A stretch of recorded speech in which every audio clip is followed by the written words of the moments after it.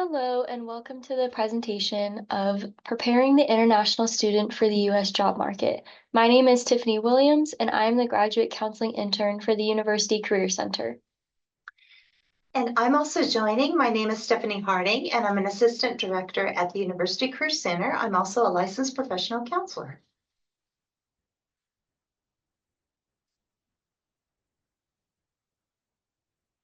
Here's an outline of our topics for the day. We'll be discussing the U.S. workplace culture and norms, reality of gaining employment in the U.S., developing self-awareness, preparing for an interview, and working relationships. Let's discuss workplace culture and norms. Every workplace has a distinct culture, and most workplace cultures are formed and normed to address the nature of the work to be done. Some options to understand workplace culture come from talking with recruiters and employers from the company and looking at Glassdoor and apps like Fishbowl. Often, it's once you are employed for some time before you understand workplace norms.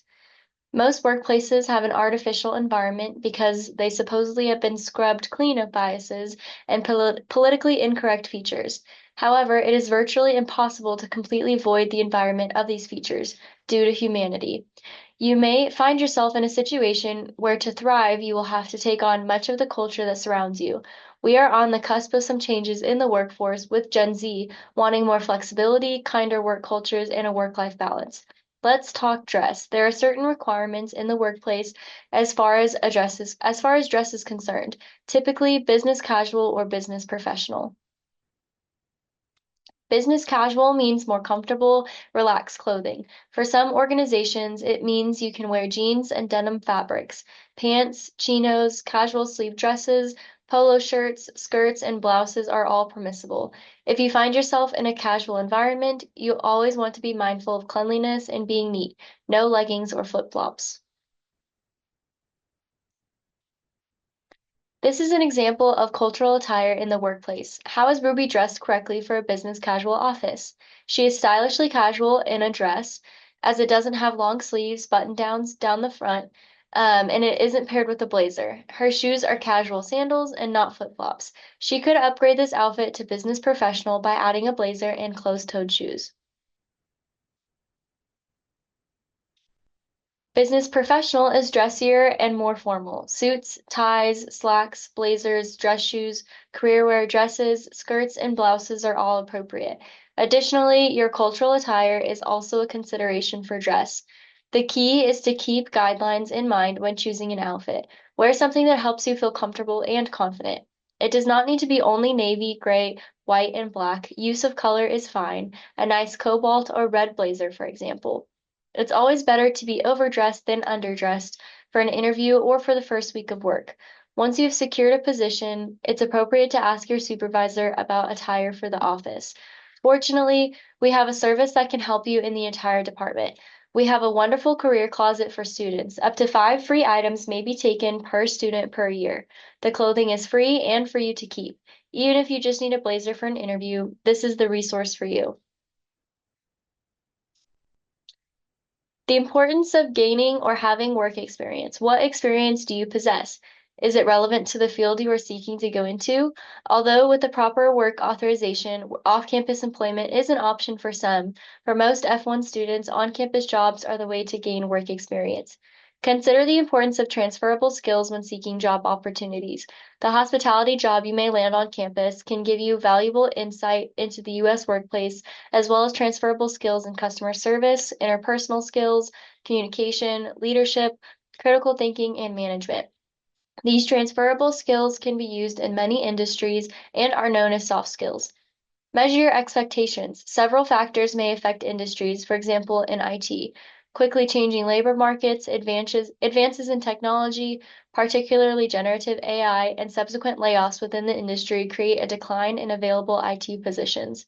Additionally, the field of international education and work is nuanced and some misinformation exists. Work with your international affairs advisor and UCC closely to understand policies and best practices as a student employee. Expectations of working in the U.S. Prepare ahead financially. Misguided information is a reality of which to be aware. Many incoming students are led to believe or hear that research assistant and teaching assistant positions are available once they arrive. This is not usually the case, as many of these positions are filled up to a year in advance. When looking at the financial information on your I-20, make sure that you plan financially to adequately cover all expected and unexpected expenses. If you need assistance in financial planning, you have access to resources like Red to Black, financial coaching. Another helpful financial resource is Texas Reality Check. Everybody has a sense of self or core that includes various identities. Our sense of self includes those roles, attributes, behaviors, and associations that we consider most important about ourselves. Developing self-awareness is an ongoing process. Self-identities, especially those of young people, are dynamic and in flux. Identities are often imposed or encouraged by environmental or cultural forces. For example, if you are consistently told you are smart, you will begin to hold that ability as your true sense of self. Identities may change from time to time and place to place. Identities that are culturally valued in the US may vary. For the corporate field, they include competence, status, success, talent, hustle, producing results. In the social sciences, common values include empathy, interpersonal skills, insights, and determination. Construction of identity is rarely a deliberate self-conscious process. However, in the workplace, you do set about to create a sense of self as a smart person, a good researcher, or a hardworking colleague or team member. You'll find yourself over time thinking and feeling about yourself in certain ways. Early in life, sense of self is associated with security, protection, and acceptance. Guess what? It really doesn't change in the workplace. Cliques or squads, the in crowd versus the out crowd, may become important components of identity in the workplace, especially for younger workers. And if your identity has been strongly developed in prior years, you can come to understand how to function at a level of confidence when met up with this type of situation. It's important to understand your familial values and norms when entering the workplace. You may have typically relied on your family more to make decisions or even get their approval before making them. In the workplace, the ability to work in groups and cooperate with others is a necessity. It is not uncommon in different cultures for employees to adhere strictly to the organizational chart of their company. This often takes the form of asking permission before engaging in activity or checking in with your superiors to make sure you're on the right track. Again, this will vary to different extents based on the work environment and office culture, but in the American business culture, taking initiative is a prized attribute. The ability to think for yourself, analyze information, and make quick decisions are usually valued qualities an employer looks for in an employee. So here are some good hygiene practices to be aware of in the US. Washing your hands. Wash your hands often, especially before eating, after using the restroom, and before touching your face. You can also carry hand sanitizer when soap and water aren't available. Fresh breath. Take care of your teeth. Brush your teeth at least twice a day and floss once a day. Drinking water can help prevent dry mouth and flush away bacteria that can cause cavities. Fresh clothes and fresh out of the shower. Shower daily. Shower every day and wear shower sandals if you're using a shared bathroom. Keep your nails clean. Trim your fingernails regularly, as bacteria can live in long nails and be transferred to your eyes or mouth. We realize that not every culture practices the same hygienic care, so we would like to let you know how Americans practice hygienic care. In the United States, Americans like to smell fresh and clean and are offended by natural body odors that are produced by the human body. It is essential, especially in our hot and humid climate, to bathe daily and wear underarm deodorant in order to combat the natural body odors. It is also a custom to wash your clothing often to prevent them from harboring any of the odor-causing bacteria that may attach themselves to the inside of your clothing.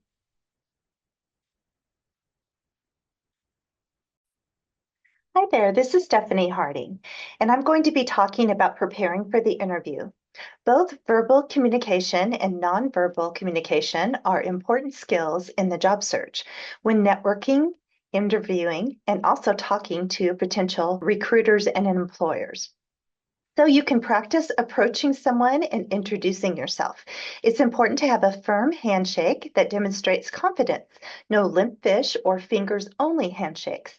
In American business culture, it's almost a necessity that you greet others with a firm handshake.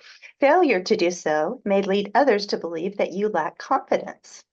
Engage the other person by asking a question, listening to their answer, and following up with a comment. Keep your tone of voice upbeat and friendly. Keep your opening conversation light and positive. Do not complain. Complaining creates a negative and unprofessional impression. Find common ground for your conversation. Notice your surroundings and discuss the settings or the weather.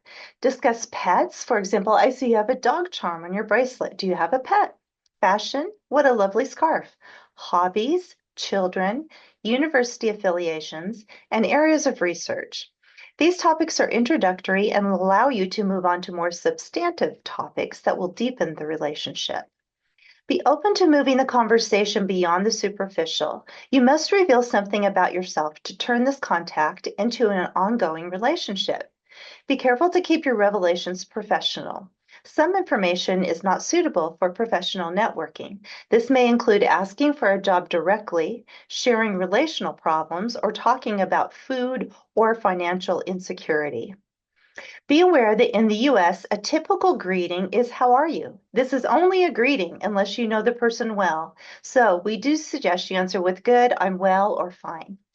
Finally, be an active listener. Be present and interested in what the speaker is saying. A tip to help you is to repeat to yourself in your head what the speaker is saying so that you can then concentrate on listening instead of thinking about what you want to say next. A first impression is a lasting impression. Whether we like it or not, we are often making quick judgments about each other based on appearance and nonverbal information. Our subconscious is constantly providing us with information that we may be unaware of, but is nevertheless influencing the ways in which we interact with others. We've probably all heard the statistic that 65 to 75% of all communication is nonverbal in nature. But how does that influence us in the workplace? To be as successful as possible in your career, it's essential that you are aware of what you're communicating to others and what others are communicating to you through subtle nonverbal cues. Some examples of how these nonverbal cues may influence success include a coworker interpreting lack of eye contact as dislike, or maintaining a physical distance as being aloof or unfriendly. In American business culture, eye contact is very important. Making eye contact often conveys respect, attention, and interest. Beware of positive posture. Stand up straight and point your toes toward the person to whom you are speaking with.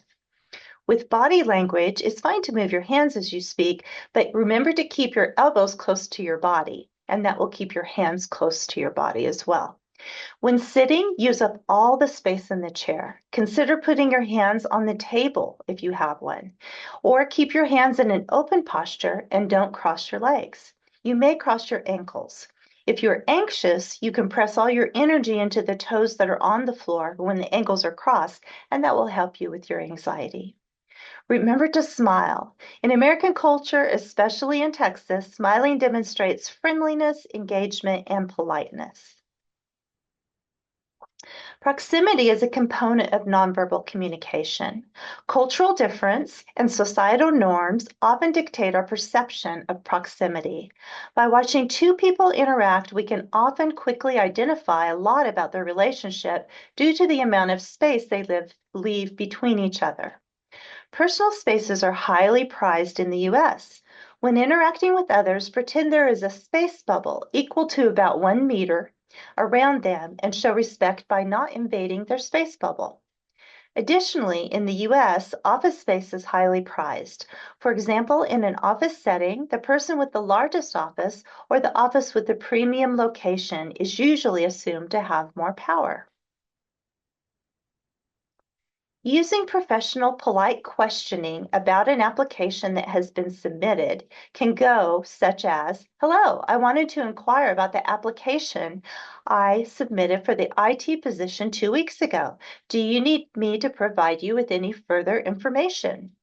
US employers tend to prefer an email or phone call as a follow-up and not an in-person one. When you follow up, keep your tone upbeat and positive and in a conversational volume. You can check in after 2 weeks and then again after 4 weeks. If there's no response or action at that time, it's time to let it go and move on to seeking another position. In-person interviews. Do practice good hygiene and dress professionally. Practice your interview skills, and you can always make an appointment with a career specialist or counselor at the University Career Center to do a mock interview and practice your interview skills.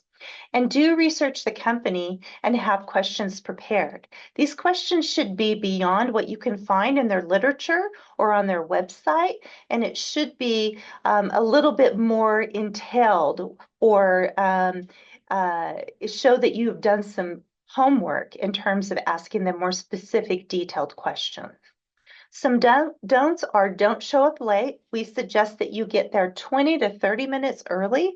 If it's a location you're not familiar with, try to map it out or even go to it the day before.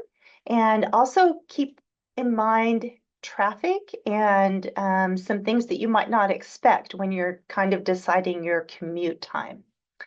Don't avoid eye contact or stumble over your words. This is where practice helps. And don't paint yourself in a negative light. Remember to keep your information that you're providing positive and light. There are a few tips to keep in mind when preparing for a virtual interview. Do wear professional dress head to toe. They could ask you to stand up and you don't want to be wearing your pajama pants. Do a practice run through to ensure that the lighting is right, the sound or audio is set up, and that your video is working. And do treat the interview as a conversation. Some don'ts are don't have any distractions, such as a ceiling fan running, because it can cause a visual distraction. Also, noise coming from pets and roommates. We do have interview rooms for students to use as a quiet space for an interview. You can just call our office to set up a time. One of the biggest trends we're seeing in the American business culture is one of familiarity and decreasing formality. While this lack of formality varies widely based on industry, the trend is still visible. Traditionally, age played a more important role, with the more senior members being more respected regardless of accomplishments or position. While this still may be true to some extent, it's much less so. It's not uncommon to view an older person who is at the same level in the organization as a peer.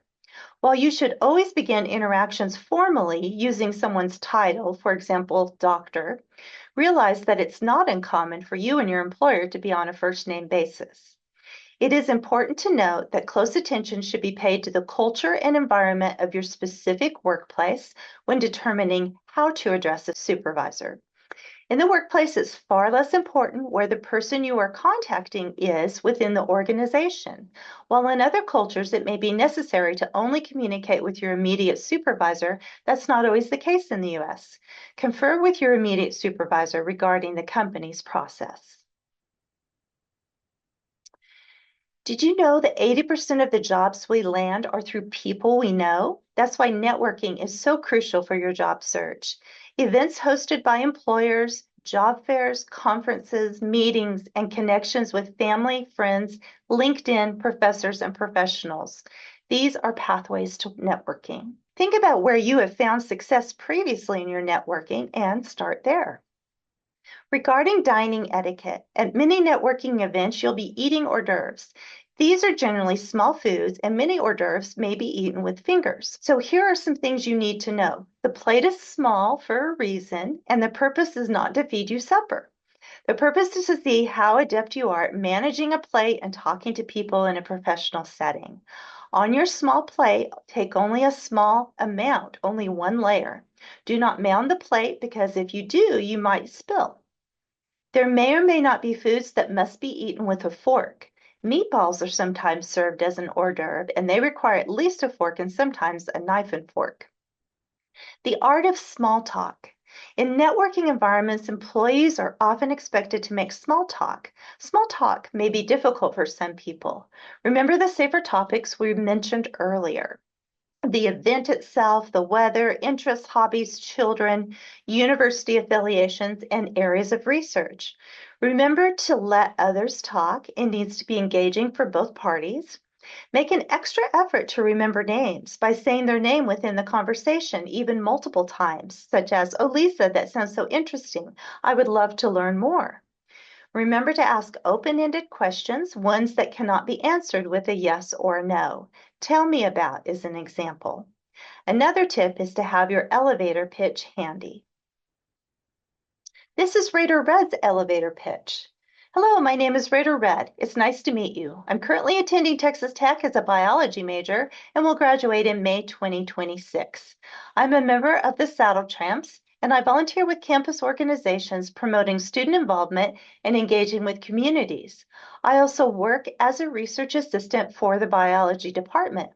I'm very interested in your company's involvement in environmental research and believe I will bring the skills of research, leadership, and community involvement to your organization.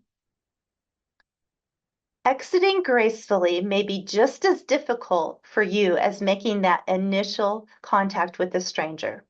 But now you have made a connection and you need to move on in order to meet others. If the conversation is going well, you could mention meeting again, perhaps for breakfast the next morning or for a cup of coffee during a break.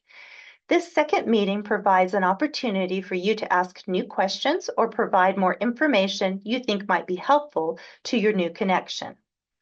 Or you might simply state that you need to move on to meet your goals for this networking event. If the conversation is not going well, for example, you have no common ground or the other person is not holding up their end of the conversation, then your exit may be even more delicate. This is also a scenario that can be helped through practice.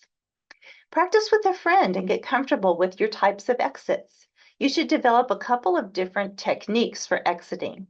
Just be sure you're comfortable and that your exit lines will not offend the other person. Some tips include saying something like, "It's been nice meeting you. I'm interested in your field and would like to learn more. Could we meet for coffee tomorrow to talk?" Or, "Thanks for talking to me. I really appreciate your insights. I do want to meet as many people as I can tonight, so I won't take up more of your time." And when exiting a network event, remember to finish with a parting shot. Ours is be bright, be brief, and then be gone. Thank you for attending. We appreciate you and Recom Tech.